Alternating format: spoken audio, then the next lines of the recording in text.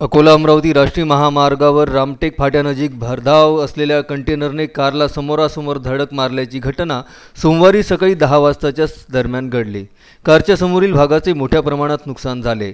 या अपघातात दोघे जण जखमी झाले। सुदैवाने जीवितहानी टळली असून कंटेनर चालकाच्या विरोधात माना पोलीस स्टेशन येथे गुन्हा दाखल करण्यात आला।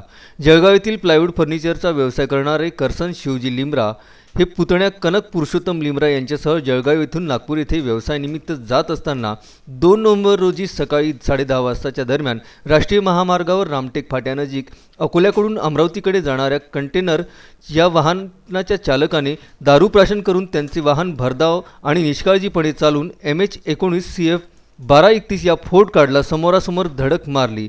त्यात कारच्या समोरील भागाची तुटफूट झाली असून करसन लिमरा यांच्या उजव्या हाताला मार लागला, तसेच उजव्या खांद्याला झटका पडल्याने दुखापत झाल्याबाबतची फिर्याद माना पोलीस स्टेशनला दिल्यावरून कंटेनर चालक पप्पू चंद्रवली चव्हाण राहणार नाशिक यांच्याविरुद्ध भारतीय दंड विधान 279 337 तसेच मोटर वाहन कायदा 184 कलमान्वये गुन्हा दाखल करण्यात आला आहे। अधिक तपास माना पोलीस स्टेशनचे ठाणेदार संजय खंडारे यांच्या मार्गदर्शनाखाली सहाय्यक पोलीस निरीक्षक बाळकृष्ण नलावडे, शिपाई संदीप सरोदे, निलेश इंगळे, विठ्ठल राठोड, चंद्रकांत नागपुरे करीत आहे। Balasaheb Ganokar, Vidarbha news bureau, Murtijapur.